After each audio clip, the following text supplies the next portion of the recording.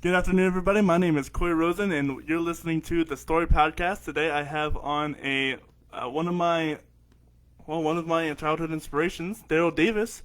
Daryl Davis is an international recording artist, published author, actor, and leader of the Daryl Davis Band. Born in the electric blues capital of the world, Chicago, Illinois, Daryl absorbed the influences of the South from musicians who traveled north from the Mississippi Delta, Texas, Louisiana, Tennessee, and Missouri to this blues Mecca. Daryl Davis earned his Bachelor of Music Degree from Howard University in Washington, D.C., where he was a member of the world-famous and renowned Jazz Vocal Ensemble. In addition to being a vocalist, guitarist, and composer, Daryl is a keyboard extraordinaire. Upon graduation, Daryl went to work with such artists as Chuck Berry, Elvis Presley's Jordanaires, Jerry Lee Lewis, the Platters, the Drifters, the Coasters, Bo Diddley, Percy Sledge, and Sam Moore, just to name a few. He is not white, he is not even light-skinned, make no mistake about it, he's black, yet Daryl Davis has come in closer contact with members of the Ku Klux Klan than most whites and certainly most blacks, short of being on the wrong end of a rope. What's more, he continues to do so, making him one of the most unique lecturers on the speaking circuit today. On a quest to do nothing more than explore racism and gather information for his book, Clandestine Relationships, Daryl Davis eventually became the recipient of numerous robes and hoods given to him by KKK members who rescinded their beliefs after coming to know him. He had inadvertently stumbled upon a successful method of forming friendships between sworn enemies. As a race relations expert, Daryl Davis has received acclaim for his book, Clandestine Relationships, and has his work in race relationships from many respected sources, including CNN, NBC, Good Morning America, The Learning Channel, National Public Radio, The Washington Post, The Baltimore Sun, and many others. He is also the recipient of numerous awards, including the highly prestigious Elliott Black Award and the Bridge Builder Award presented by the American Ethical Union and Washington Ethical Society, respectively, to name a few. Daryl, how are you doing today? I'm doing wonderful. Thank you for having me. Thank you so much for coming on. So I'm curious, where did your love of music start? Well, I think it probably started when I was around 3 years old. We always had music in the house. My parents had a lot of records, and they had a wide variety of records. My mom played a little bit of piano. My dad played a little bit of piano and saxophone, but they weren't professionals. They weren't out, doing gigs, anything like that. They played for their own amusement and while in school. So I heard music growing up, and interesting thing about it with me was that my musical tastes were not in sync with my peers because my parents were in the U.S. Foreign Service. So I grew up as an American Embassy brat. And so I spent a lot of time as a young kid overseas. And how it works is you get assigned to a country for 2 years, and then you come back home here to the States. You're here for a few months, and then you get assigned to another country for 2 years. Well, some of the countries to which we were assigned, the music you would hear on the radio over there, when you would hear American music, it was anywhere from 3 to 5 years behind us. So in other words, in 1961, when I was 3 years old, I'm 64 now, I was born in 1958. And so in 1961, I was here overseas, I was hearing music from the 50s, right? Whereby my peers over here were hearing, stuff from 1961, the Supremes, the Motown sound, the Beach Boys, that kind of stuff. And of course, a couple of years later, the Beatles, the Rolling Stones. And so I was always 5 years behind. And I wouldn't hear that current music until I would come back here. And by that time, those would be like, outdated. So what was it like to journey forward and backwards in time so often? Well, I mean, I knew nothing else at the time, so to me it was the norm. I thought every kid did it. But I'll tell you what, today as a professional musician and lecturer, I perform all over the world and I lecture all over the world. I've played in all 50 of our states. And when you combine my childhood travels, and I spent a lot of time traveling overseas to different countries with my parents as an embassy kid. When you combine my childhood travels with my adulthood travels, I have now been in a total of 61 countries on 6 continents. To me, growing up, that was the norm. I thought every kid did it. Now, every kid did it within the American embassy, because, and as well as other kids, that I would go to school with, because my classes were filled with kids from all over the world. Anybody who had an embassy, wherever we were assigned, all of their kids went to the same school. So all of us kids did that. I didn't realize that my peers back home did not necessarily do that.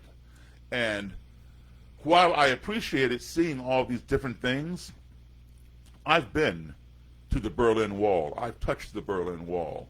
I've been inside the pyramids. I've been inside the Sphinx. You can go inside this? Yes, you can. Absolutely. Okay? I've been along the trail in Damascus, Syria, where Jesus allegedly walked. I've been, I put my hand in the Nile River, all kinds of things. I've been in the Eiffel Tower. I've seen the Mona Lisa from 5 feet away. Before, today she has a glass thing around her because somebody threw something on her. Okay, but back then, you could walk right up to it. So I've seen all those things, and I appreciated them at the time, but later I would appreciate them a lot more, because I realized when I was back home and we were studying world history in grade school and class, I realized that most of the people sitting around me, the closest they would ever come to those things were the pictures in the textbook. I had actually been to those things. It did not make me a better person, a better human being than anybody, but what it did was it gave me a better and broader perspective of humanity, to actually be in those spaces and talk with those people, touch those things or see them, just be in the presence. That's amazing. So at what point did you decide to pick up the piano and just to do that more often? Well, that was another left turn. As a kid, for the longest time, I had 2 vocational aspirations, if you will. And each occupation was pulling at me with equal force in opposite directions. So I was immobilized. I couldn't go either way because the force was equal, right? And one vocation was I wanted to be a spy. My hero was James Bond, and I wanted to be a James Bond. And on the other side, I wanted to be a computer programmer. Now you got to understand something. Back then, computers took up more room than this whole area here. And I knew that that there was money to be had in computers. I knew they were the wave of the future. I knew they would get smaller. I never dreamed, they would get as small as our cell phone. Right. But they will get smaller than this eventually, right? You have an Apple phone. Yeah, there you go, on the watch now. So I wanted to do both of those. And I struggled for a few years trying to figure out, well, how can I do both? How can I do both? And back then, there was no way to do both. You had to do one or the other. Today, of course, you can do both. It's called cyber espionage. But that term didn't even exist back then. So I thought about people that I really, truly admired. And almost instantly, 2 names came to mind. One was Elvis Presley, and the other one was Chuck Berry. Now, what was I so fascinated by these guys with? It was that the fact that those 2 guys, Chuck Berry and Elvis Presley, had made millions upon millions of people all over the world happy with their music. They had touched them with their music. People that they would never meet, people that they knew nothing about, but their music had touched them. Who has never heard an Elvis Presley or Chuck Berry song? Who has not danced to that music or sang along with it? And how many of those people have ever seen Elvis or seen Chuck? If you're lucky enough, maybe you got to see a concert or saw them on TV, but how many got to see them in person? How many got to meet them? Very few, right? Well, guess what? That became my dream. You know what? I like that idea of making people happy, people that I don't even know. So I decided I'm going to go into music, despite the fact that I didn't even play. Right. Yeah, and so even in high school, I didn't play. I was never in marching band, concert band, jazz band. I couldn't play. And the only thing I could do was join the choir and sing. So, but I had friends who were in those bands, and some of my friends had little rock and roll bands outside of school. And they would show me little stuff, and I'd go home and practice it. And then, back then we used records, right? Mm-hmm. And so I put on the record and listen to it and back up the needle, put it on again, and try to copy what I'm hearing. So, learning to play by ear. And I was, beginning to get that. And then I went out and bought books to teach myself how to read music. So I learned how to read music. And then by the time in 11th grade, I decided, I'm going to be a musician. I'm going to go to college and major in music. And my parents had a fit. Sure. They were not happy at all. Not that they didn't like music, but in retrospect, music is a hard vocation to make a living doing. It's very hard. Most musicians have another job. I want to be a full-time musician, make my living doing that. And they tried to talk me out of it. They were unsuccessful. And I went to college. I had to audition to get into music school. I auditioned for 3 places, and I was accepted at all 3. And but I had bad habits, being self-taught, using the wrong fingering, the wrong hand positions, things like that. So I had to relearn that in school, and I did. But I graduated 4 years later with my degree in jazz performance. And now that's what I do, full time. And I've been around the world. I've been around the country playing music, making a living doing it, and I still do. So tell me about the college you went to, why you chose that college, and the most influential experience you have from that college. Well, let's see. I auditioned for Berklee School of Jazz in Boston, Morehouse University in Atlanta, and Howard University in Washington, D.C. And I was accepted at all 3. I chose Howard University because it was closer to home. And also, it was, at the time, the premier black university in the country. And most of the schools that I'd gone to throughout my life were either international or predominantly white. And, racism was a lot more prevalent back then. It's still prevalent today, but it was a lot more prevalent back then. And I'd never been to a predominantly black school. So I wanted to do that. I've been to predominantly white schools. I've been to international schools. So let me try this one. And so what different experience did I give you, if any different experience do you Oh, absolutely. We learned things there that you did not learn in predominantly white schools. In a lot of white schools that I went to, history was skewed. It was revised. It was rewritten or even omitted. And patently lied about and false. So we learned the truth in black universities. For example, just to give you a general example, in high school, I'm 64. Mm-hmm. In high school, we did not learn, and in white schools even, that we had internment camps for Japanese Americans in this country. That was not in our history books. I did not learn that until college, in a black college. All right, I was like incredulous. No way. I mean, that's over in Nazi Germany. No. Right. No. It was here. No, I didn't believe it. I went and asked my parents and said, yeah. In our history books in high school, we learned that Admiral Robert Peary discovered the North Pole. Not so. Okay. My parents told me it was Matthew Henson. Right? A black explorer who was Perry's best friend. Perry got sick on the exploration and told Henson to go on. And when Henson discovered the North Pole and he and Perry came back here to the States, Perry told everybody it was Matthew Henson. They said, no, we have to give it to you. And they refused to give it to Perry based on racism. Mm-hmm. All right?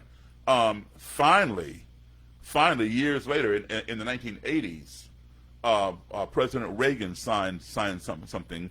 Coretta Scott King and some other people petitioned Reagan, and he finally signed this stuff. And Matthew Henson was buried in a pauper's grave.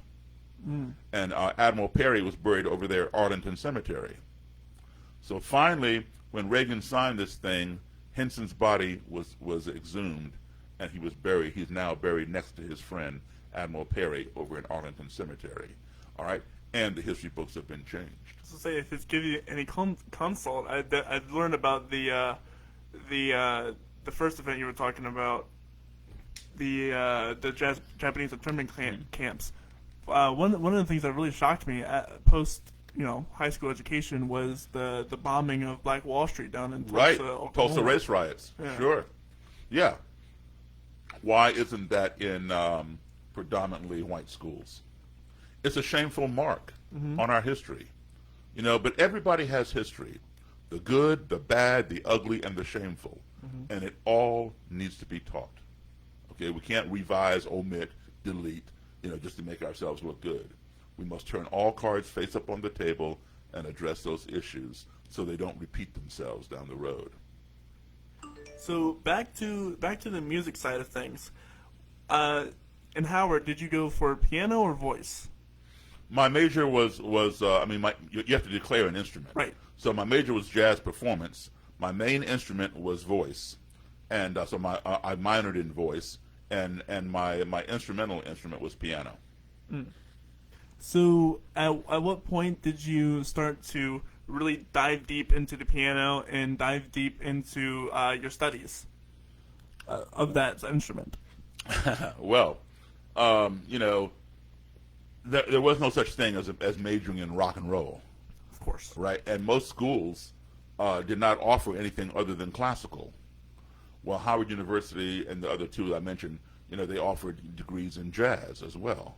Well, jazz was a lot closer to what I was interested in than classical music. And so I loved the music of Elvis and Chuck and Little Richard, Jerry Lee Lewis, Fats Domino, the early rock and roll people. And so in order to play, and a lot of that music is improvised. Right. And that's the basis for jazz, is improvisation. Even the term jazz can be a synonym for improvisation. Like, for example, if you're playing something or you're decorating something and it's just kind of bland, you say, you need to jazz it up a little bit. Meaning, spice it up, do something, improvise something, right? So, so I chose jazz as the major. And because those early rock and rollers were my heart and soul, in order to play that kind of music, you have to listen to what they listen to. Yeah, sure, you can copy them, and all you're doing is just duplicating them. But you want to understand. But if you want to get the feel of it, right, you got to go to where they got it from. And before Chuck Berry, there was no rock and roll. All right? So what were they listening to? Blues, country, jazz, big band, that kind of thing. So I began listening to that, boogie woogie. And so I began listening to all these piano players because my goal was to play with Chuck Berry, right? And so I began listening to that piano music, that I would hear on the other side, within Johnny B. Good, or Roll Over Beethoven, all those great Chuck Berry songs, Wow, man, if I can play piano like that, maybe one day I can play for Chuck Berry, right? That was my pipe dream, as they call it, right? And I began listening to a lot of boogie woogie. And Muddy Waters was a big influence on Chuck Berry. Muddy Waters helped create the Chicago blues sound. A lot of the people in Chicago who created that Chicago blues sound came from Mississippi, because there was no work, especially for black people in Mississippi, and a lot of them in the 1940s and things, migrated north, where there was more opportunity for blacks. It wasn't equal by any means, but it was more than it was in Mississippi. Of course, right? So Muddy Waters was one of those people, and he took the Delta blues sound and out of the Mississippi Delta. He played acoustically, plugged it into amplifiers in Chicago, and helped create the electric blues sound. And so he was one of Chuck Berry's idols, and he gave Chuck Berry his start. So naturally, I began listening to Muddy Waters, and I liked that piano I heard on there. Some of it I heard was Otis Spann. Some of it I heard was Pine Top Perkins. And so I went to see Muddy Waters, and lo and behold, he had Pinetop Perkins on piano.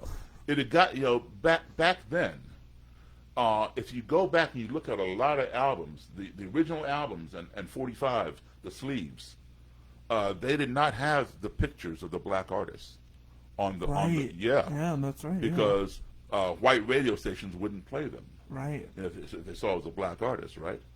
So I didn't know what any of these people looked like, until I actually got there. Oh, okay, that's what he looks like. Okay. I mean, I knew they were black, but I didn't know what they looked like. And I got to meet Pinetop Perkins. We became good friends. He would come here to my house. He would show me how to play piano. When he was in town with Muddy Waters, he'd end up staying with me. Same thing with Johnny Johnson, Chuck Berry's piano player. I would get to meet him. We would become good friends. In fact, both of them called me their godson. And they both would stay with me and show me how to play. And that's how I learned that style, informally outside of my formal education in college. So how did you get into direct contact with these people? What happened? What did you do, or what miracle happened that you were able to talk to Chuck Berry and all of these amazing musicians? Well, the first time I met Chuck Berry, it wasn't, I wouldn't say it was a major meeting. I was there, shook hands, that was it. But he was going to perform at a place called Coalfield House at University of Maryland. And it's where the concerts are played or performed, and the basketball games are played. And it was Chuck Berry and Jerry Lee Lewis. And I went down there. I wanted, my first dream was I wanted to see my idol. Of course. And I wanted to meet him, which is a little harder to do. He's a superstar. And, same thing with Elvis. All these people, or not all of them, but most of them. So I went down there early, like at 12 noon. And people were like loading in the lights and the the speakers and all that kind of stuff. And I just walked in. And I hid. I was a kid. I hid for a little while. I hid, and then this band showed up, and they were gathered by the stage. Supposedly there was going to be a sound check at 2:00, and they seemed to think that Chuck Berry was going to be there for the sound check and rehearse them, because the way it worked was the promoter, whoever hired Chuck Berry, had to supply a band to back him. Right. At that point, Chuck was not traveling with a band. And so, he would have different bands every night from wherever, the promoter supplied the band. Sometimes the promoter would try to cut corners and get some terrible band. Other times, he'd spend the money and get a good band. But anyway, so the band was sitting around waiting for 2:00 to show up and for Chuck to show up, and they were nervous. They'd never played with Chuck Berry, and Chuck, well, he's bigger than life, and he had a reputation of sometimes, being difficult. I never found him to be, not with me at least. But anyway, so they were very nervous. And so 2:00, it's getting closer to 2, and Chuck hadn't shown up. And this, back then there were no cell phones, right? Right, of course. So anyway, 2:00 rolls around, still no Chuck Berry. And the promoter is kind of, getting a little edgy. And so the band goes on stage, they're doing their sound check. And I'd come out of hiding since then. I'm hanging over there near the band. So I figure when Chuck comes, he'll go where the band is by the stage, and I'll get to meet him. So they go on stage, and they run through a bunch of Chuck Berry songs for their sound check. And these guys sounded great. I mean, just fantastic. And so anyway, they finish the sound check, come off, still no Chuck Berry. It gets later and later, and then, I don't know, around 7 o'clock or so, Jerry Lee Lewis comes in. And I met him when he came in, went down to his dressing room, and then he goes on. There's still no Chuck Berry, right? Now, everybody is there to see Chuck Berry. Of course. It's like a sold-out concert, and place is jam-packed, and the promoter is like, he's not knowing what to do. Now, nobody bothered me because I'd been there all day at this point, and people just figured I belonged. Right. Right? I'm just a little kid. You figure I belong to somebody. I'm just, Anyway, he's not knowing what to do. And he's down in his office. We kept coming back and forth to the stage down to his office. Well, Jerry Lee goes on. And Chuck's supposed to go on right after Jerry Lee. And so the band is like freaking out like, what are we going to do if he doesn't show up, et cetera. Well, I think Chuck went on. It was supposed to go on at 9 o'clock. Well, about 8:45, in walks Chuck through the backstage door, just by himself, no guitar, nothing, just walked in, and he walked. I had to be standing right near there. He walked right by me, and I just froze, like, oh my God, that's him, you know. And I've been thinking all day long about what am I going to say to my idol, and there he was, and I froze. I didn't say anything. Right. Right. Yes. So he didn't even notice me. He was like, walk right past me, and he went down a little ways, and he saw somebody standing, a little way from the stage. Apparently, some guy who worked there, and I saw him talking to that guy, and the guy pointed in another direction, and down this hall, and Chuck went down there. That's where the promoter was. I guess he was asking the guy, where is the promoter? And so the guy pointed, and Chuck went that way. He was in there for a little while, and then he came out of that office. He walked right back by me again. The band is over here by the stage, and the door is right there near the stage. Mm-hmm. He walked right out the door, and there's a parking lot backstage there, right? He went out that door. I'm thinking to myself, he came in and he walked out, and then about 2 minutes later he came back in carrying his guitar in the guitar case, and so I realized, and in retrospect, he went to get paid. Right. He gets paid in advance. He doesn't even take his guitar out of the car until he gets paid. It's a rental car. He flies in, gets a rental car, and drives to the gig, right? So once he got paid, he goes back and gets his guitar, he comes in, right? So he comes over by the band, so I just move over that way. He shook everybody's hand, including mine. And the band, the leader of the band says, "Hi, Mr. Berry, my name is Bruce Springsteen."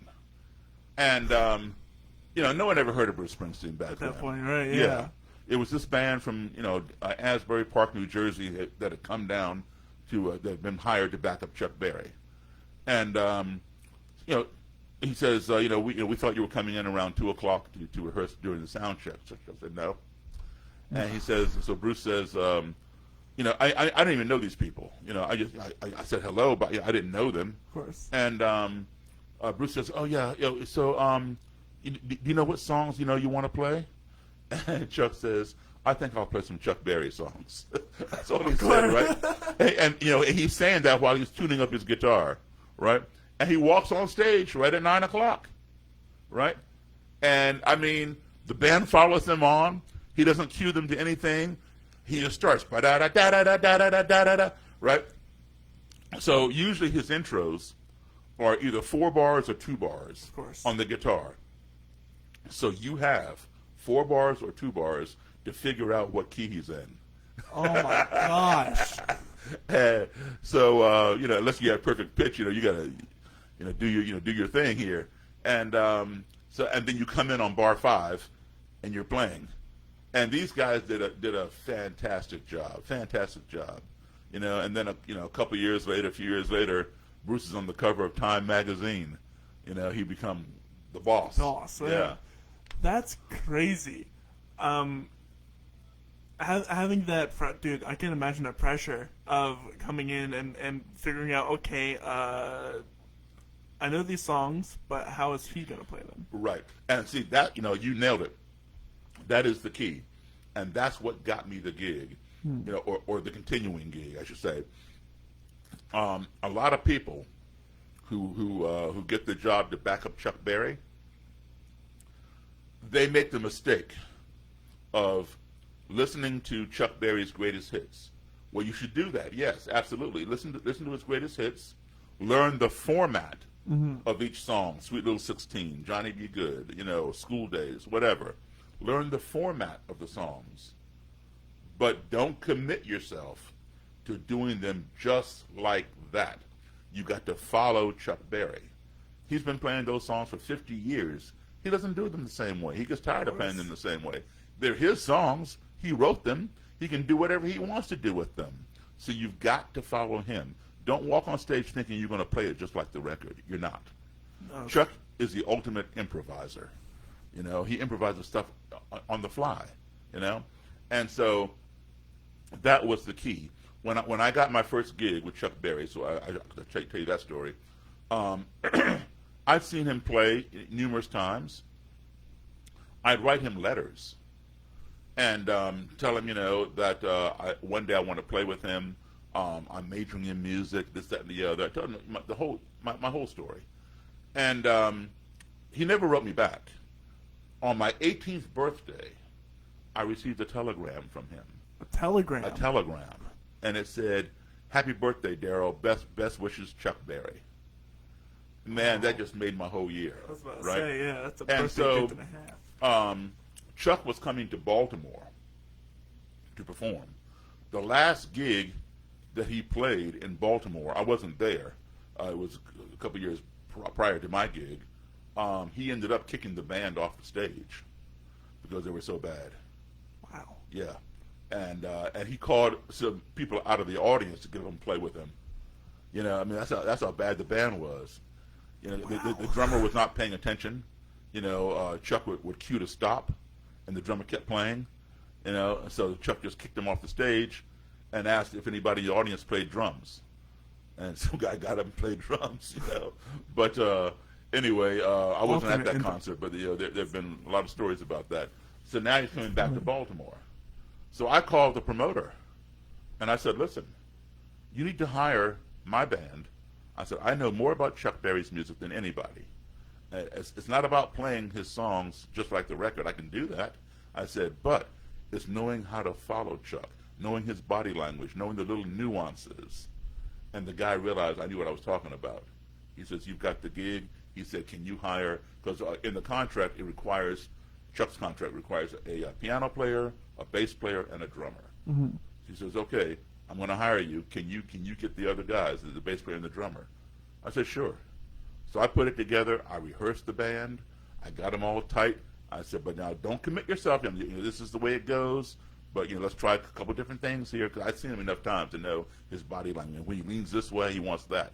That kind of thing. When he puts his foot down, if you're playing, it means stop. If you're not playing, when he puts his foot down, it means start. So I cued him on all that. And when we came and we did the gig, he was surprised to see me, and he goes, "Oh, hey, blah blah blah," and he told the promoter that was the band. He liked it. He told his agent out in California, whenever I play in that area, hire this guy, Daryl Davis. Tell the promoter hire this guy. So the agent began calling every promoter, up and down the East Coast, to call me, and so they would call me, and then the agent would call me himself, and then later on Chuck would call me and say, "Hey, are you available this day, that day, or whatever?" And I'd say yeah or no or whatever, and do the gig. That's incredible. And so I did mostly the East Coast, some Midwest. What do you think was one of the most valuable things you learned from Chuck Berry? Oh, there were so many. Music-wise and business-wise. Get your money up front. Yeah. Learn how to read and write a contract. Mm. He got ripped off, back in the 50s. But he was the kind of guy who would not let a dog bite him twice. He learned the first time. And so, I pride myself on saying, yes, I went to Howard University and got a degree in music, but I really went to the Chuck Berry School of Music. And that has been the key to my success as a musician. I'm not saying that I'm a better musician or greater musician than anybody else, but if you don't know the business, you're going to fail. You might have a platinum record on the charts. Everybody knows your name, but you don't have one penny in the bank. Mm-hmm. And there's so many musicians like that. Their managers, their agents, club owners, whatever, exploit them, and so they're well known, but they don't have any money. And when they get sick, they don't have any insurance. How many times do you see musicians doing benefits for each other? Right. So, what is how did you evolve past Chuck Berry? What was the stuff you were doing maybe in between? I those didn't know there gigs, was anything past Chuck Berry. Really? No. So, but what was the next step afterwards? Did you work with Jerry Lee Lewis, Bo Diddley? Yeah. I'd done work with the Coasters and the Platters, the Drifters. A lot of times, these people would refer you to their contemporaries. Like, when I worked with the Coasters, And the Drifters, they referred me to the Platters. Say, hey, when you play in the DC, call this guy Daryl Davis. He has a good band, blah, blah, blah. The guys read the charts, et cetera, et cetera. And so, I would get these calls. And it would just, snowball. And so I became one of the go-to people. So we had gigs with different people, even country artists, rock and roll people, blues artists, et cetera. Now some bands are self-contained. They come with their whole group. Whole musicians as well as the singers. And others, they just bring the singers and they bring their musical director. So what they do is the club or whatever hires a local band, and the musical director for the group passes out charts to the guys, and we all read them and play whatever we have to play. He comes in a few hours early, rehearses it, and then we go on stage and boom. Like, for example, I played on David Letterman with Chuck, and this was a funny story. I had not planned on playing. Chuck was going to be on Letterman, and I called him up, and I said, hey, I'm going to come up to New York and hang out with you. He goes, okay, yeah, that'd be cool. I said, okay, well, make sure you leave my name on the guest list or whatever. I said, all right. So I went up there early, and I got to the theater where Letterman tapes the shows, and I went to the backstage thing. There was security there, and I said, I'm a guest of Chuck Berry's, and they said, well, what's your name? And looked on the list, and my name was there. And he says, well, Mr. Berry's not here yet, but you're welcome to go to his dressing room, or you can go to the green room, or whatever. And I said, okay. So I went to the green room for a minute, and then I went up to the dressing room. And a little while later, Chuck comes in. And he and I just sitting there. Now, he doesn't bring a band for that because, you have Paul Schaefer's band, which is the greatest band in the world. Of course. Right? Okay, so I'm sitting there just talking with him, just, BSing and stuff. And this lady comes in, and she's the producer for his segment. And because each segment has a different producer or something, right? And so she comes in, and she has her little clipboard. She goes, hi, Mr. Berry. Welcome back, blah, blah, blah. So apparently he'd been on there before. And she says, let's see, I have you slated to do Roll Over Beethoven. And Chuck says, no, I'm going to do Let It Rock. She flips through her pages. She goes, well, it says here, a Roll Over Beethoven. Chuck said, like I said, I'm going to do Let It Rock. And she says, well, Mr. Schaefer is downstairs rehearsing the band on Roll Over Beethoven, meaning Paul Schaefer, right, the band leader. And Chuck points at me and says, this is Daryl Davis. He's my piano player. And she flips through her pages. I don't see Mr. Davis's name. It says here, slated, Paul Schaefer is on piano. Like I said, this is Daryl Davis. He's my piano player. Daryl, give her your Social Security number so you can get paid. I'm like, huh? What's happening? So, I'm a member of the union, and so I gave her my Social Security number, and she says, oh, well, Mr. Berry, do you want to come downstairs and rehearse Mr. Schaefer and tell them, you changed the song or whatever? So Chuck says, Daryl, go downstairs and get them straight on Let It Rock. So I go downstairs, and I'm rehearsing, the band with Paul. Well, first, let me say this. Paul Schaefer is one of the greatest, and I mean bar none, one of the greatest and most humble and undercredited musicians out there. I put him up against anybody, bar none. Okay?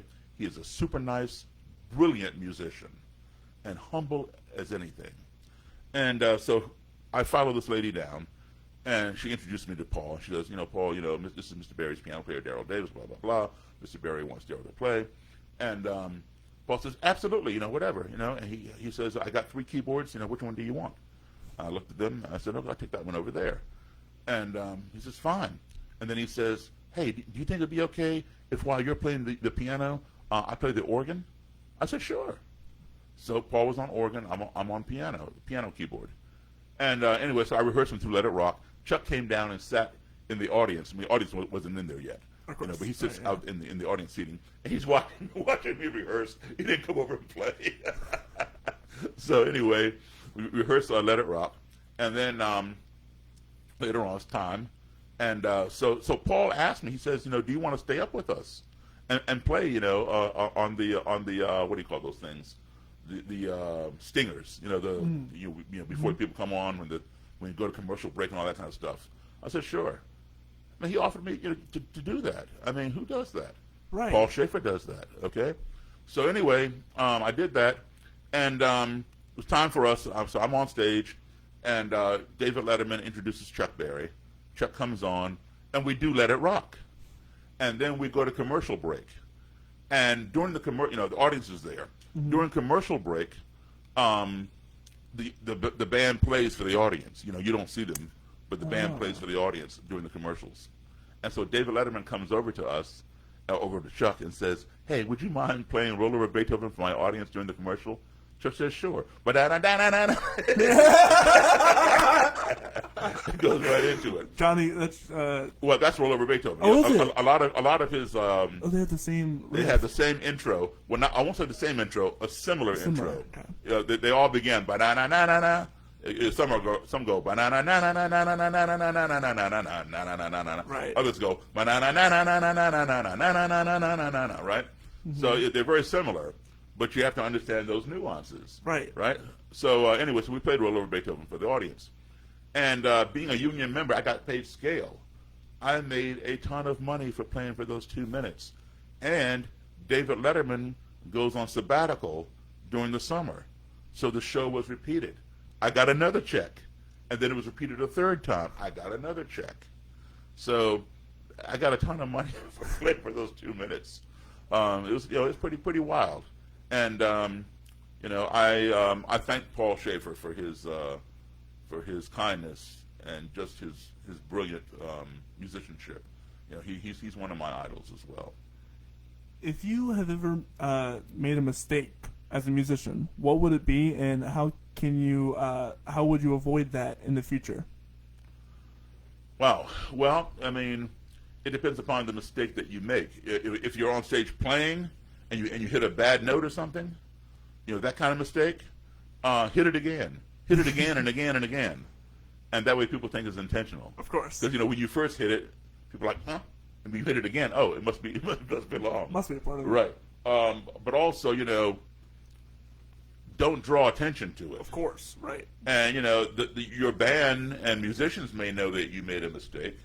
Or certainly your band, because that's not the way you played it last night, something like that. But don't, if somebody makes a mistake, don't turn and look at them. Mm-hmm. Keep playing. And if it comes around again, that same passage, try to get it right.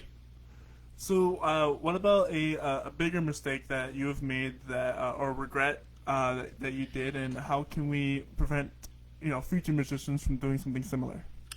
Give me an example. I mean, I've had crazy things happen, but I'm not Let's sure see. about How you made a wrong call, or you said something you shouldn't have without thinking about it, or you came in with the wrong attitude, you didn't do your research, something like that. I can't recall any of those instances. I mean, I'm not saying I'm perfect by any means, but I can't recall those instances where I've always been cautious about what I say, because, what may be funny to you may not be funny to somebody else in the audience. Mm-hmm. So you avoid making jokes about religion or hot topic issues. Yeah, hot topic issues. I mean, I have my opinion, certainly. Of course. And if there's something that I'm very firm about, I might say something. But I don't put things out there and that they're going to cause some kind of division in my audience. Speaking about division, you also have a whole career. About division. You like that segue? Yeah, and of course, in that side, I'm very adamant about what I feel, what I believe. Yeah. So tell me the first time you encountered a KKK member. The first time, or the first positive time? The first time. Well, this was back in the 80s, and I finished playing a gig, and there was an all-night restaurant, open all night, and kind of a rough place. And I pulled into the parking lot. As I was pulling into the parking lot, I saw a man straddled across a woman on the sidewalk. She was on her back, and he was sitting like on her chest. And there were like 3 or 4 other guys standing nearby watching. And he was smacking her in the face and banging her head into the sidewalk. The guy straddled across her. And these other guys just standing there were just watching, right? And I'm driving, I'm parking. I'm like looking at this. And I was parked, I don't know, maybe 40 feet away. And when I got out of my car and I slammed my door, it kind of like shocked the guy. He like looked up and looked at me. And I don't know, can we use profanity on this thing? Or no? Probably not. Well, because I want to keep if you're going to use the hard N-word. Is that what you're... Well, that was one of them, yeah. Yeah. I'll allow it. Profanity warning. Okay, well, anyway, so the guy looked up at me, and I was the only black guy standing around. And he said, "What the fuck are you looking at, nigger?" And that, to me, was open invitation. And I said, "I'm looking at you, asshole." Well, he jumped up off of her, and he came at me. And I beat the daylights out of him. And the 3 or 4 guys standing around, I guess they got scared or something. Because then somebody went inside and called the cops. Of course. The cops showed up then. So some white guy is beating the daylights out of a white woman, 3 or 4 white guys standing around, not doing anything but watching, and then a black guy beats the daylights out of the white guy, beating the daylights out of the white woman. Somebody goes and calls the cops. None of black guys in trouble. Right. Right. Okay, so these cops, well, this guy, he's like laid out. Mm-hmm. And so the cops come, he's getting up, he's all bloody, whatever else. And I'm telling, now something was odd because the 2 cops showed up, and they were county cops, Frederick County cops. And one cop takes me over here, and the other cop is talking to the guy that got beat up. And something was odd. I couldn't put my finger on it at the time. I wanted this guy arrested for assault on me. Now, I didn't get hurt. He got hurt. But the fact that he tried to attack me was the problem. Right? And they would not arrest him. They said, "Well, we didn't see it." And I said, "Well, it doesn't matter." I said, it was a fight here. He beat the daylights out of her. He tried to attack me. I let him have it. Well, sir, we didn't see it. Mm-hmm. I said, "Well, I want him." "Well, we can't do that. We didn't witness it." I said, "Okay, I want his name and everything and his whole identification." So they had to give it to me. And so what you do is you go down to the police station and you fill out a warrant, for his arrest, and to bring him to court or whatever for assault. So anyway, they told him that he was to leave the premises and to not come back on this premises for 24 hours, or he would be arrested for trespassing. So they send him away, right? He leaves. Mm-hmm. So I go inside. I talk to the lady. I said, "Come on, let's go inside." I take her inside. I get some ice. I apply it to her head, where he had banged her head on the concrete sidewalk. And she had a black eye, a bloody nose. Right. And I'm putting ice on there. And I said, "Listen, if you want to take this guy to court, I'll be your witness." She said, "I'll be yours too." I said, "Okay." So, long story short, she had told me that she was his ex-fiance, and she dumped him because he was seeing somebody else, and he had gotten this girl pregnant. All right. So, court day rolls around. The day before court, I get a phone call. Now, I'd already gotten her address. I'm going to go pick her up, and we're going to ride to court together. Right? The day before court, I get a phone call, and this guy says, "Hi, my name is Attorney so-and-so. I represent so-and-so, the man you had an altercation with." This is like 3 months later, when the court thing came up, right? This thing happened like in February or March, and this court thing was at the beginning of July. So the day before court, his attorney calls me, and he says, I understand there was some damage to your coat. What had happened was when the guy grabbed me, a button popped off my coat. That's all that happened. And I picked it up, put it in my pocket.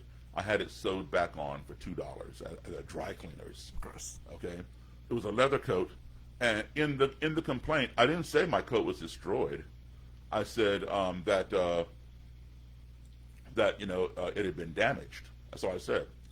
And so the complaint says, what is the property value? Well, the property value was like around $500 for a leather coat. So he says to me, I have a check for you for $500.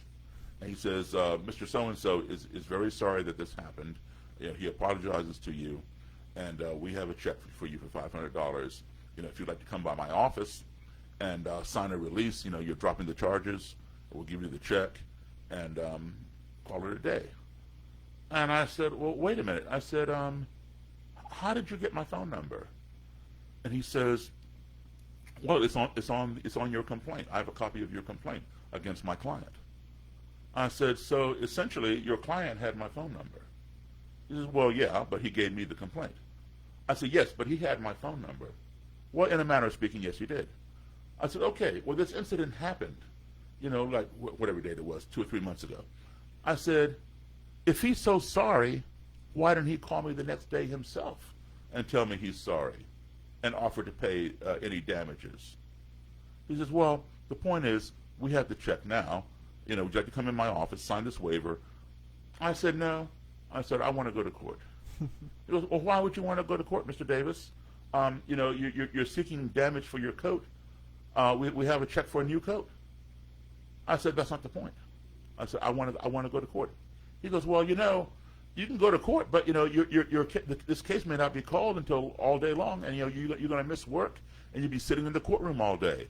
Well, what this idiot didn't know was, I'm a musician. Right. I got time. I had time. I can sit in court all day, right? My gig's not until nighttime or whatever, right? Unless I'm doing a recording session. Right. And so anyway, he got mad and hung up on me. So then, the next day, I go down and pick up this lady, and on the way to the courthouse, she tells me, this guy is a member of the Ku Klux Klan.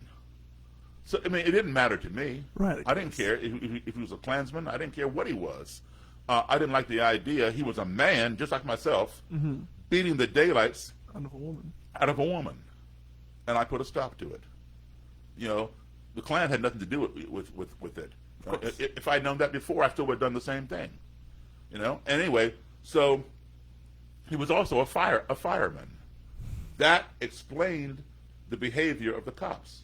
They knew him. They knew him. And he was drunk. And so, they kind of like slapped him on the wrist, say, hey, come on, man, leave the property. We're going to, let you slide this time, right? So we get there. When I walk into the courtroom with this Klansman's fiance, his face turned beet red. It was unbelievable, right? And he's there with his new girlfriend, this pregnant girl. And they're sitting on the pew, on the bench, right? And she has a sweater that's sitting beside her. So we sat on the other side. And the state's attorney comes in the courtroom and starts calling off the docket. So-and-so versus so-and-so. People would say present. So-and-so versus so-and-so. Present. So-and-so versus, Daryl Davis versus so-and-so. I said present. He looked over at me. He goes, Mr. Davis, have a seat over here, please. So he singled me out. So I put me over on a separate bench on the side. So I went over there and sat down on the side. He kept reading through the docket, making sure everybody was there, crossing off people who were not present. And then when he finished running the docket, he says, come with me. I came with him. We go into a state's attorney's office. And he says, yeah, I understand, that everything's been settled. If you just want to sign this waiver right here, you can be on your way. I said, no, everything's not so. What are you talking about? He says, well, attorney so-and-so said that he has your check and you all talk on the phone and you just take the check and be done. I said, no. I said, I want my day in court. He says, well, why would you want your day in court? You're here for damages for some property. The man has the check. The man is sorry. Why don't you take your check and go? I said, no. And then what I realized at that point is just like the cops knew the fireman, of course the state's attorney knows the lawyer. Yep. And so they want to get me out of there. Mm-hmm. I'm like, no. And so he says, okay, stay here for a second. I'll be right back. He comes back with that attorney. And the guy says, hi, Mr. Davis, how are you doing? Blah, blah, blah. Shakes my hand. And, I got your check. I said, look, I want my day in court. And so they look at each other and they realize I'm not budging. Mm-hmm. Okay, Mr. Davis, go have a seat in the courtroom. So I leave the two of them in there. I don't know what they talked about. But I go back to the courtroom, and then I go back and sit with her. She's like, what's going on? I said, don't worry about it. We're good. So then, long story short, our case finally gets called. And the attorney tells the judge that his client was celebrating a promotion. He'd been promoted to lieutenant in the county fire department. And they're having a big party for him. He'd been out drinking. And he'd gotten into an altercation with Mr. Davis. And it resulted in some violence, and he's very sorry. That's what he told the thing to the judge. He did not mention one word about the woman. And so the judge calls me forward, and I come forward, and I told exactly what happened. And I said, Your Honor, in fact, she's sitting right here. He called her forward, right? And she told what happened, that this guy was beating the daylights out of her because he wanted her and his fiancée. He wanted his cake and eat it too. She was not going to dump him, in other words. Right? The fiancée knew nothing about this woman. Nothing. She's sitting on the first pew behind the defendant table. She picked up her sweater and threw it at his back, hit him in the back. Wow. And she got it and walked out of the courtroom. So now he's even more red in the face. Of course. Well, so the judge ordered him to pay the $500 to me, but he was not to contact me directly. He was to send the money to his attorney, and the attorney would send it to me. That way we'd have no contact. Of course. Right? Okay, so he says to the defendant, Mr. So-and-so, how long will it take you to amass the $500? And the guy got ready to say, I have it right here. The attorney jumped in and said, 30 days, Your Honor, and then looked over at me and smiled, like he's going to make me wait 30 days, like it's going to hurt me. Right. Because $500 is going to break me or something. Of course. Right. So the judge said, okay, Mr. So-and-so, you give the attorney the check within 30 days, send it to Mr. Davis. And then he suspended jail time, but gave him community service and had him pay a fine. Mm-hmm. And told him, straighten up his act. He appreciates his work in the fire department, but this kind of behavior is not condoned. And so we're walking out of the court. I'm walking with the fiancé, right? The ex-fiancé. I don't know where the current one went. She left the courtroom. So the defendant and his attorney are walking behind us, a little ways behind us. The attorney runs up and whispers in my ear, well, I was about to go out the door, and it will be 30 days. And I said, as long as you pay it. So, yeah, within 30 days, I got my check. I ran into that guy again, not the attorney, the guy that I beat up. I ran into him again probably about a year later. I was walking into that same restaurant, and there was a bank of payphones on the wall. And he was standing talking on the phone facing the door. And when he saw me come in, he turned around and faced the phone so he wouldn't have to look at me. That's funny. But that was the first time I ran into a Klansman, that I met, that I know of. But the next time was a lot more positive. Yes. If you can say anything positive about the Ku Klux Klan. Of course. But I was playing in a country music band, and I was the only black person in the band, and usually the only black person anywhere we played. we played at a place called the Silver Dollar Lounge in Frederick. And the Silver Dollar Lounge had a reputation of being an all-white lounge. There were no signs, but, you know, if you were black, you knew you were not welcome there. Right. So here I was. Now, the band had played there before. It was my first time. And so we finished playing a set, and I'm following the band to go sit down at the band table or whatever, and I felt somebody come up from behind me and put their arm across my shoulder. And I don't know anybody in here, and I see the whole band in front of me walking to the table. So I'm turning around like trying to see, you know, what's going on in here, right? And it was this white guy, and he was a lot older than me. I'd say at least 15, 18 years. Big smile on his face. He says, "Man, I sure love your all's music." And I said, "Thank you. Appreciate that." Shook his hand. Everything's cool. And he points at the stage. He says, "I've seen this here band before, but I ain't never seen you before." I said, you know, he goes, "Where'd you come from?" And I said, "Well, I just joined the band, but yes, you probably did see them because they told me they played here before." And he says, "Yeah, man, I love your piano playing. This is the first time I ever heard a black man play piano like Jerry Lee Lewis." And that was not offensive to me, but I was surprised that this guy did not know, as old as he was, older than me, that he did not, he grew up more Jerry Lee Lewis than I did, right? I didn't, you know, I mean, yes, I grew up with that music, but 5 years after the fact, right? Of course, right. But he grew up with it. I mean, he was there. He was probably Jerry Lee's age. And I said to him, "Well, where do you think Jerry Lee Lewis learned how to play?" He said, "What are you talking about?"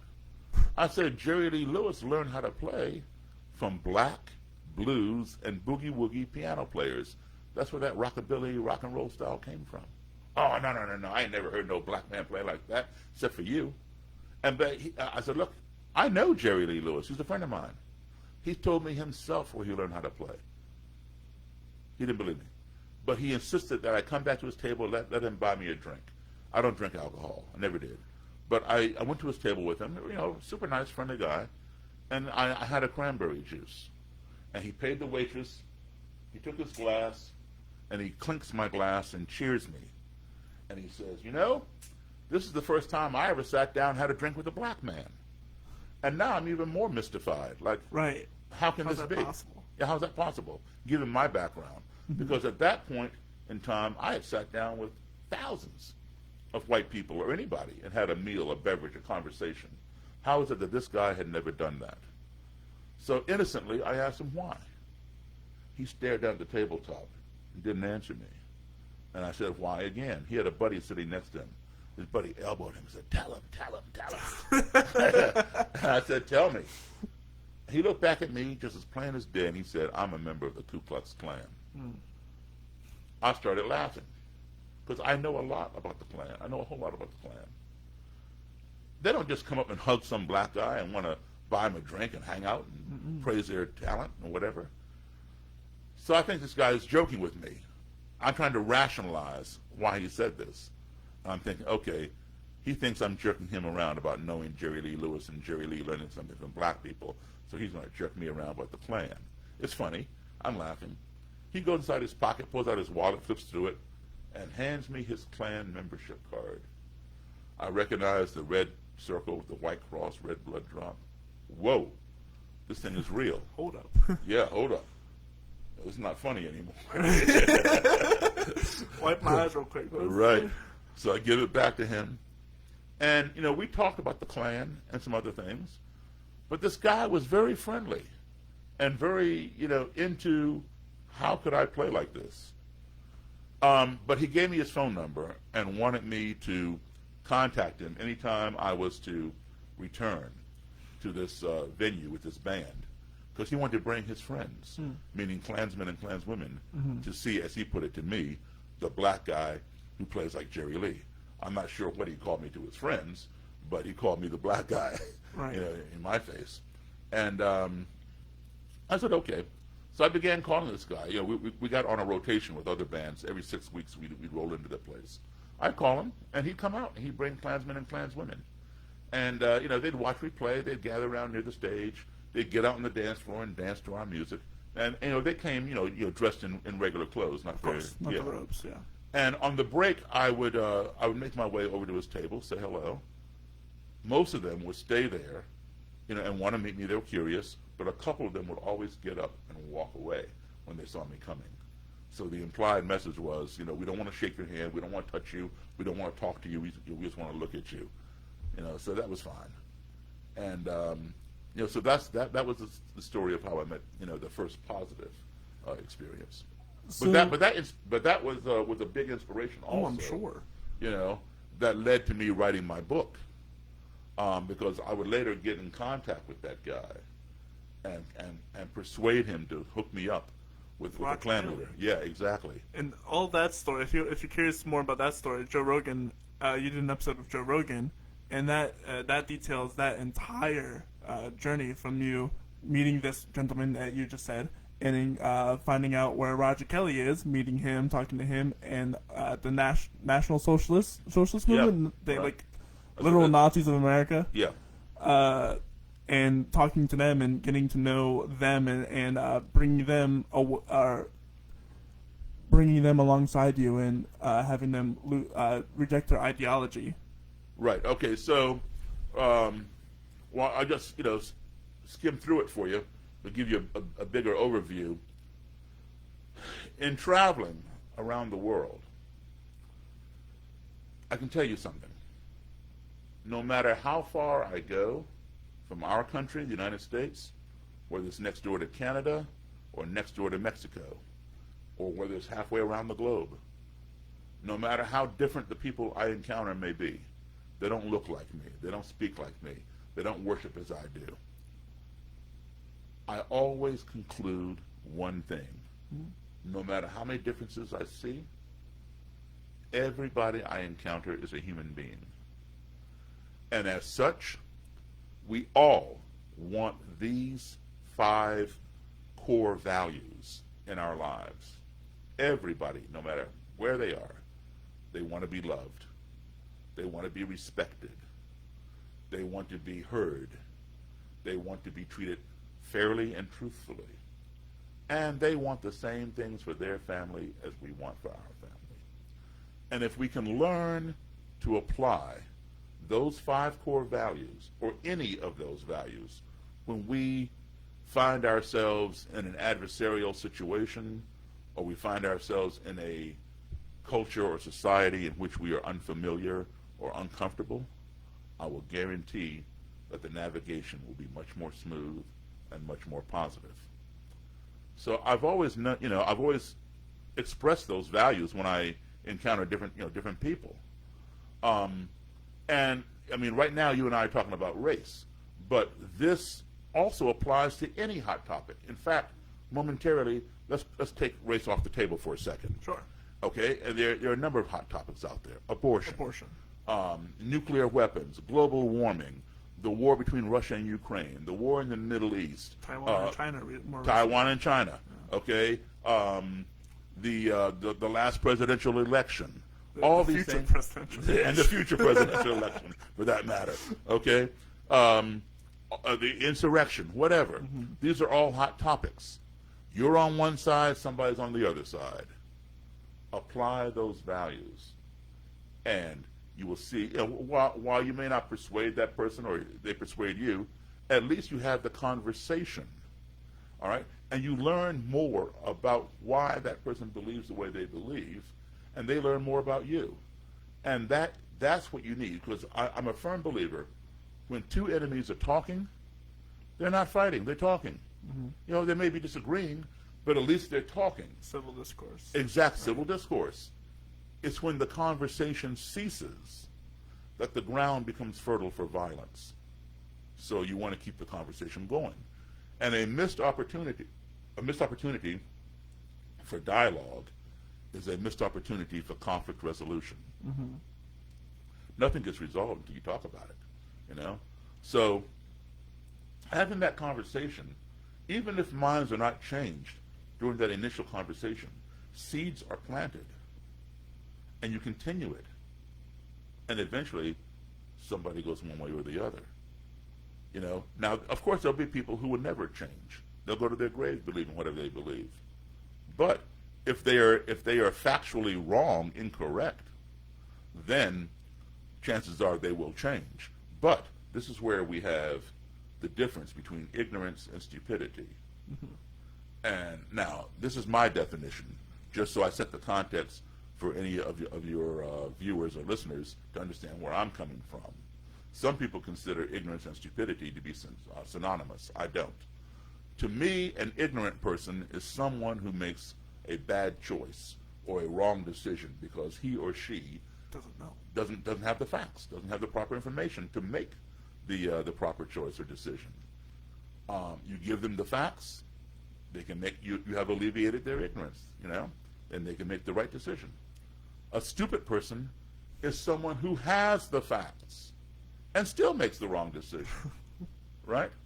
So Can't fix stupid. you can't fix stupid. For example, if we have a room and we paint the room, but we don't post signs that say, wet paint, stay off the walls. Anybody walking into that room is ignorant to the fact that these walls are wet. And I don't use the word ignorant in a derogatory sense, but in the sense of unaware. Unaware. Exactly. A neutral term. Exactly. So they come in, and somebody goes and leans against the wall, and now he has paint on his clothes. Due to that ignorance, we can prevent that.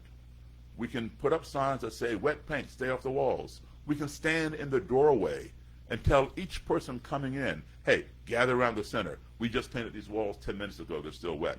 So now everybody in the room has the facts. Everybody has the proper information. But still, one person goes and leans on the wall, and now he wants to know, why is there paint on my clothes? It's because you're stupid.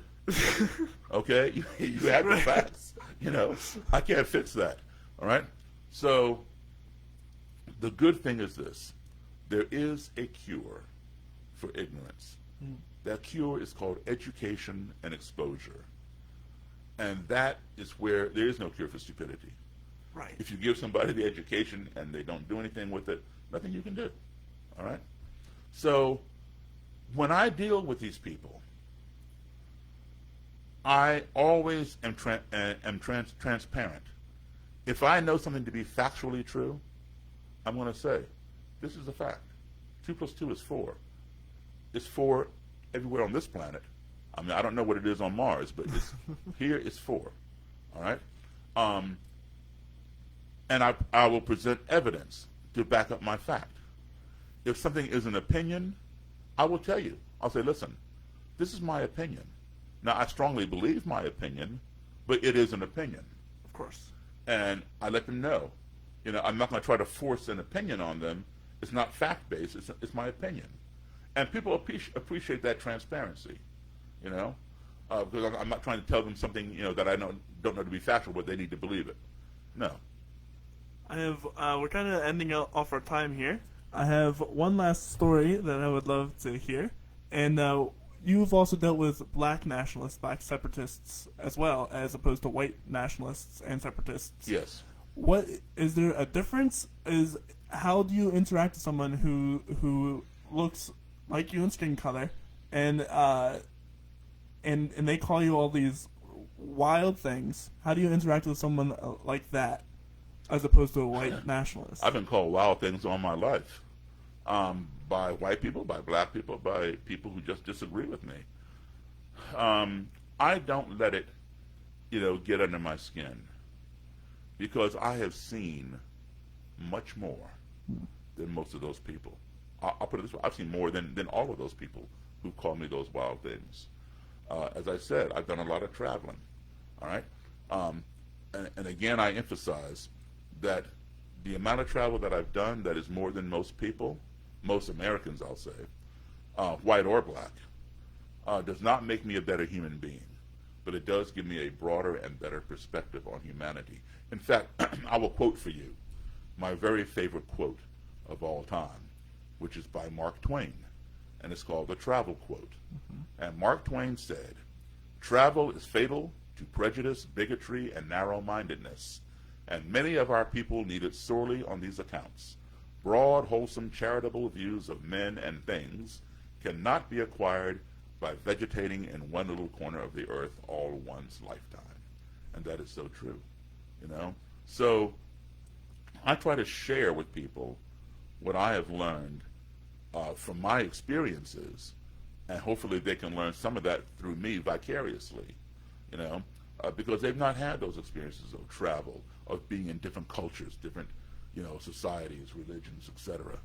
And if I can share that, and they have just a slight opening in their mind, and then maybe open a little, you know, it grows to be a more open mind, they can see that, and then they begin to change. But one thing we don't want to do, and is this, very important. I don't change people's minds. A lot of the media makes a mistake of saying, you know, black musician converts X number of neo-Nazis or KKK people or white supremacists or whatever, racists. No, I did not convert them. They converted themselves. Yes, I am the impetus for many of those conversions, well over 200, all right? But I did not convert them. They did it themselves. I was the impetus. And you've heard the saying, one's perception is one's reality. Mm-hmm. This is so true. Whatever somebody perceives, whether it's right or wrong, whether it's real or not, is their reality. And you cannot change their reality. All right? So if their perception is what creates their reality, You gotta change the perception. you got to change their perception. Okay? That's what you do. See, people try to go after the reality. All right? Right. That's like saying, you know, there is this this blemish on top of my skin, and you know, someone says, "Oh, you know, it looks like cancer. Let's put some Neosporin on it." You know, that's treating, you know, that's addressing the reality, not the problem. nucleus, the problem, exactly, the symptom, not the problem. Yeah. All right. So, you know, you got to go down to the bone and put the chemo or radiation or whatever in there, right? Not just address the symptom. Okay. So their reality may be the symptom. What you do is don't attack their reality. Offer them a better perception or perceptions. If they resonate with your perception, they in turn will change their own reality. And an example I'll give you is this. Let's say you have a younger brother, 7 or 8 year old, whatever, and he goes to a magic show with his buddies. And he comes home and tells you, he's all excited, he can't believe what he saw. You know, he tells you, "Corey, you know, the magician on stage, he asked for a female volunteer, and 50 women raised their hand, and he picked out one, brought her up on stage, and he had her climb into this long box and stick her feet out the hole here and stick her head out the hole there. Sawed her right in half. Yeah, and he closed the lid, and he sawed her right, he told her to wiggle her feet. She wiggled her feet. He sawed her right in half, told her to wiggle her feet again. She wiggled her feet. He cut her in half. And you say, "Oh, no. You know, no, there's a trick to it." No, I'm telling you, I saw it. You know, you were not there. I saw it with my own eyes. Mm-hmm. You are attacking his reality by telling him he didn't see something. He knows what he saw. That magician took a chainsaw and cut that woman right down the middle, cut her in half. And even after he cut her in half, she was still able to wiggle her feet. She got right back Well, down in one piece. to make it even more believable, he tells you that the magician separated the boxes. You know, he took one half at the feet and put them on the other side of the stage, and the half of the head to the other side of the stage. And then he walked over and talked to the lady's head, and she talked back to him. And then he brought the two halves back together and did some kind of incantation, abracadabra stuff, and then opened the lid, and she climbed out. Full form, no blood, nothing, back together. He cut her in half, and he put her back together.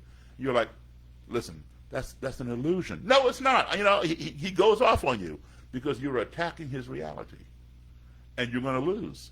Mm-hmm. All right? You were not there. You cannot tell him what he saw was not real. He knows it was real. All right? So don't attack his reality. You say to him, "Listen," you give him a better perception. You say, "Listen, I hear what you're saying, but do you think that maybe, just maybe, perhaps, it's possible that when this guy asked for a female volunteer to raise her hand and 50 women did that, he picked out one that maybe the one he picked out works for him. Right. Maybe he planted her in the audience. She knows the trick, and she travels all around the country with him, and she's always sitting in the same seat in whatever theater, right? And so when she comes up, and he has her get in the box, maybe there's a pair of mannequin legs laying in the floor of the box, and she just picks them up and shoves them out the hole. She brings her own knees up under her chest, so her whole body is on that half of the box. Right. Right? And so when he tells her to wiggle her feet, she just shakes those poles, and the shoes wiggle outside there, right?